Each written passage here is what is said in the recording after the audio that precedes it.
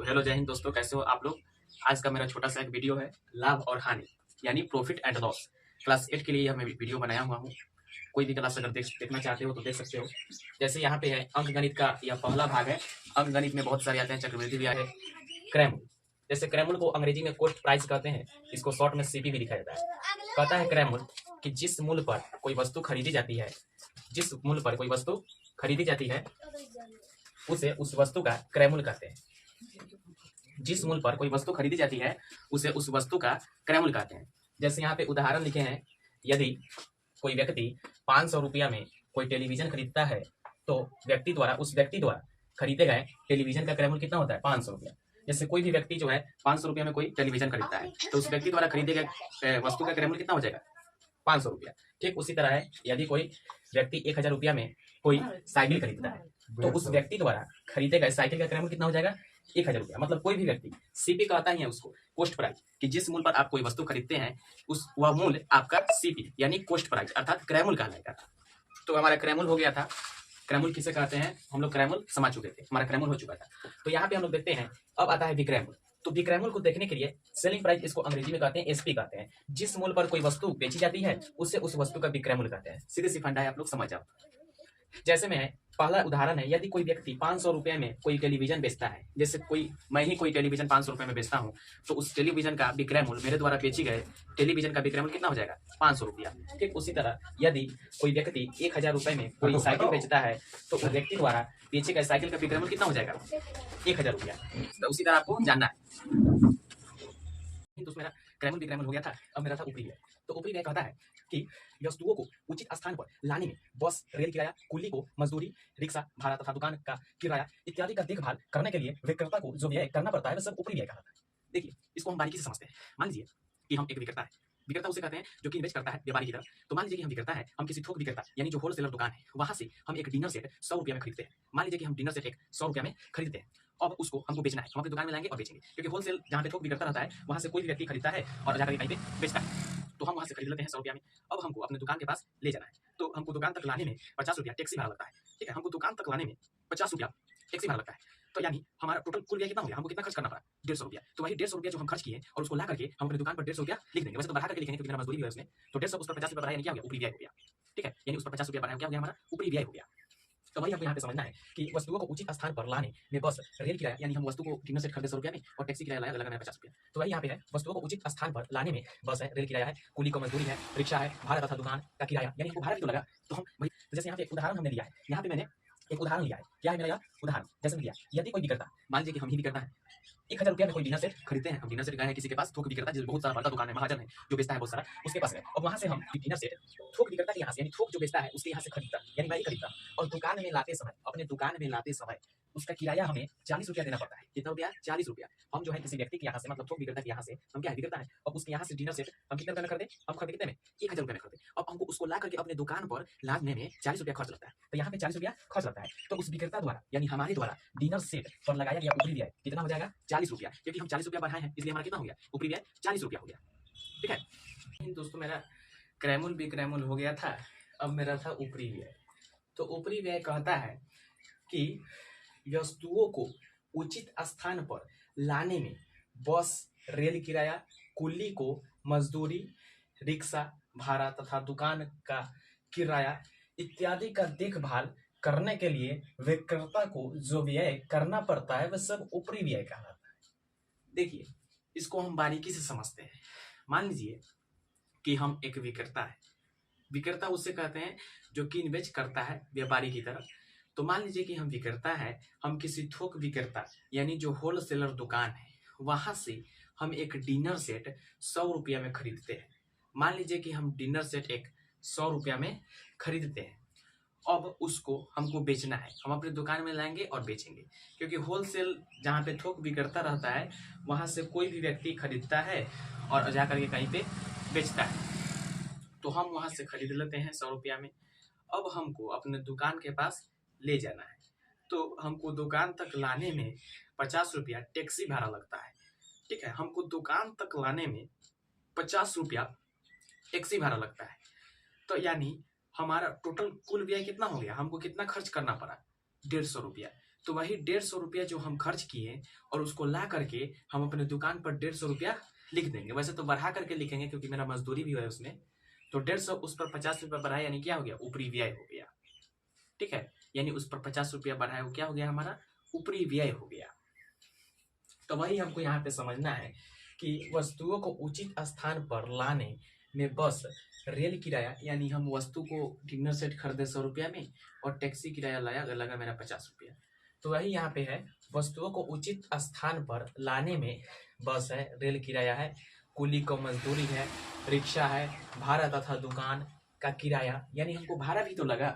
तो हम भाई, तो जैसे यहाँ पे एक उदाहरण हमने लिया है, यहाँ पे मैंने एक उदाहरण लिया है। क्या है मेरा यह उदाहरण, जैसे मैं दिया, यदि कोई विक्रेता, मान लीजिए कि हम ही विक्रेता हैं, 1000 रुपया में कोई डिनर सेट खरीदते हैं। हम डिनर सेट गए हैं किसी के पास, थोक विक्रेता जिसमें बहुत सारा बड़का दुकान है, महाजन है जो बेचता है बहुत सारा, उसके पास गए। अब वहां से हम डिनर सेट थोक विक्रेता के यहाँ से, यानी थोक जो बेचता है उसके यहाँ से खरीदता, यानी मैं ही खरीदता। और दुकान में लाते समय, अपने दुकान में लाते समय उसका किराया हमें 40 रुपया देना पड़ता है। कितना रुपया, 40 रुपया। हम जो है किसी व्यक्ति के यहाँ से, मतलब थोक विक्रेता के यहाँ से, हम क्या है, विक्रेता है। अब उसके यहाँ से डिनर सेट हम कितने रुपए में खरीदे, हम खरीदे कितने में, 1000 रुपये में खरीदे। अब हमको उसको ला करके अपने दुकान पर लाने में 40 रुपया खर्च लगता है। तो यहाँ पे 40 रुपया खर्च लगता है। तो उस विक्रेता द्वारा, यानी हमारे द्वारा डिनर सेट पर लगाया गया ऊपरी व्यय कितना हो जाएगा, 40 रुपया। क्योंकि हम 40 रुपया बढ़ाए हैं, इसलिए हमारा कितना हो गया, ऊपरी व्यय 40 रुपया हो गया। ठीक है, क्रैमुल हो गया था, विक्रैमुल हो गया था और ऊपरी व्यय भी हो गया था। क्रैमुल हो गया था, विक्रैमुल हो गया था और ऊपरी व्यय भी हो गया था। अब हमारा है अंकित मूल।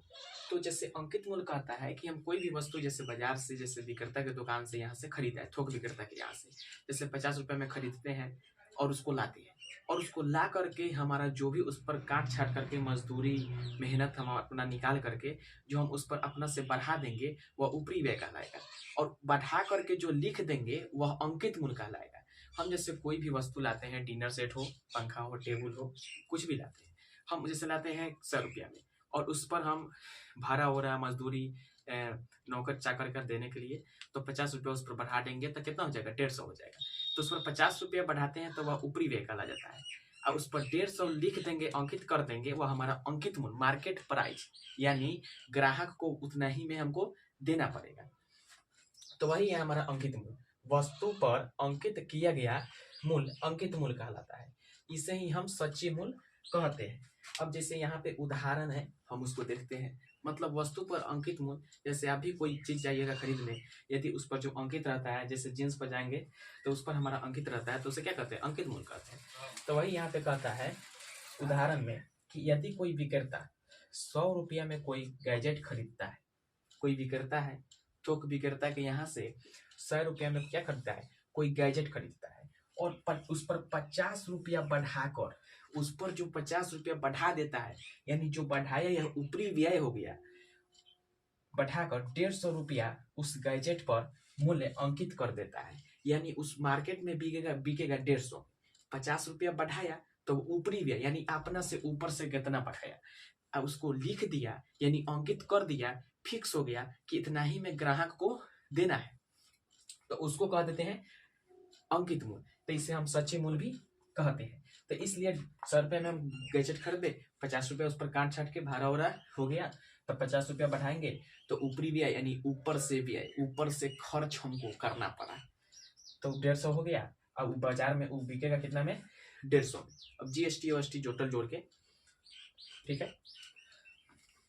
अब आता है डिस्काउंट, जिसको हम बाटा कहते हैं। और बाटा कहता है किसको है, तो देखिए आप लोग अच्छे से जानते हुएगा कि आप लोग जाते हुएगा बाजार में, जींस शॉर्ट खरीदने, कुछ भी खरीदने जाते हुएगा, तो वहां पे आप जब जाते हुएगा तो वहां पे आप देखते हुएगा क्या कि कहता है दुकानदार कि इतना परसेंट डिस्काउंट है, 40% डिस्काउंट है, 35% डिस्काउंट है। तो वो डिस्काउंट असल में बाटा को ही कहते हैं, क्योंकि बाटा जो है बहुत कोई यूज नहीं करता है, क्योंकि खाली डिस्काउंट यूज करता है।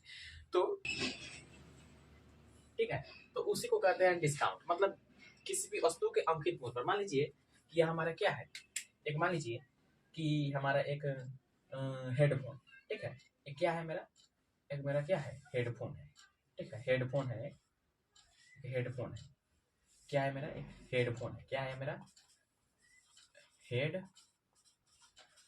है, ठीक है, हेडफोन है, हेडफोन है मेरा। अब इस हेडफोन पर अंकित प्राइस है हमारा टोटल, इस हेडफोन पर हमारा अंकित प्राइस कितना है, इस पर हेडफोन पर अंकित प्राइस हमारा है, मान लीजिए कि 250 रुपया है। कितना है दोस्तों, 250 रुपया है।